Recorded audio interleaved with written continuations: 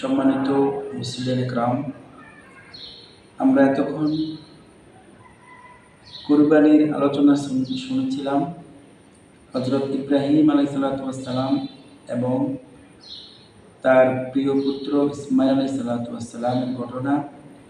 আল্লাহ তাআলা পবিত্র কোরআনে 23 নম্বর পারা সূরাতুস সাফফাত 101 আয়াত থেকে 4 আয়াত পর্যন্ত সুন্দরভাবে আল্লাহ তাআলা কোট করে দিয়েছেন, বিশ্ববাসীকে, পৃথিবীবাসীকে, মানব জাতিকে জানিয়ে দিয়েছেন।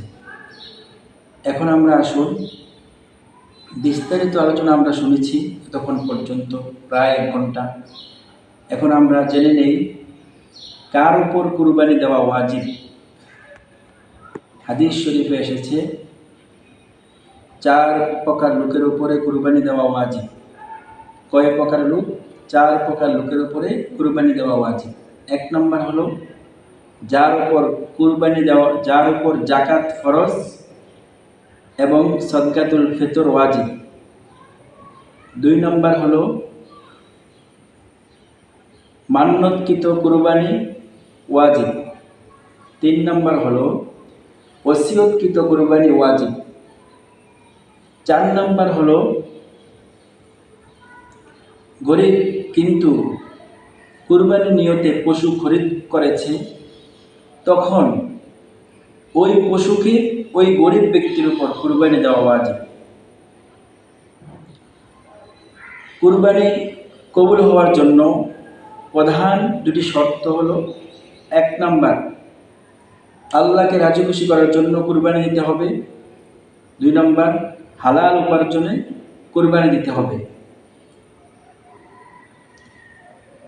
অনেকগুলো কারণ আছে, হাদিস শরীফে এসেছে অনেকগুলো কারণ রয়েছে যেগুলো করলে কুরবানি মাকরুহ হয়ে যায়।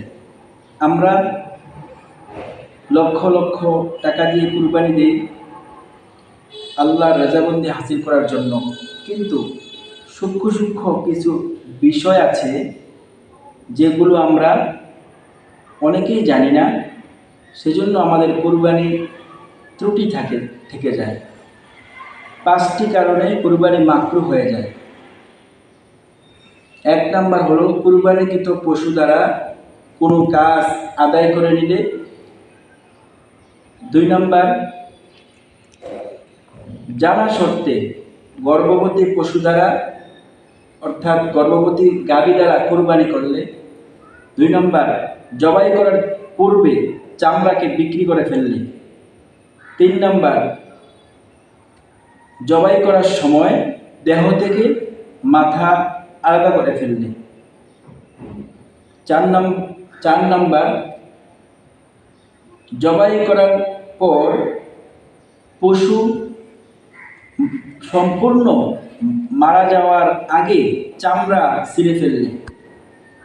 5 নম্বর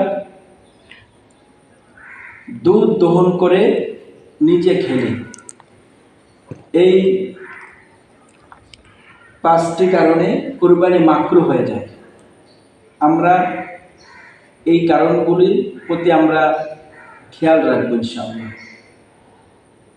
পশুর 6টি বস্তু খাওয়া হারাম। বুখারী শরীফ, মুসলিম শরীফ,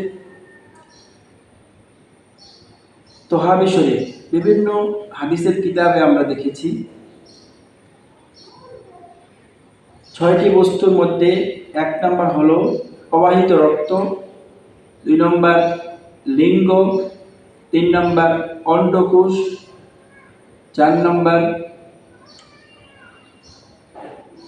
প্রস্রাবের থলি, 5 নম্বর গোশত এবং চামড়ার মাঝে জমা থাকা বিচি, 6 নম্বর হাড়ের মধ্যে থাকা সাদা রগ।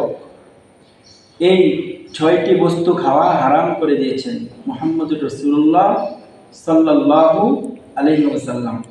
আল্লাহ পাক আমাদের সকলকে এতক্ষণ পর্যন্ত আমরা যে আলোচনা শুনেছি সেটার নির্যাস আমরা কয়েক মিনিটে বলে দিলাম।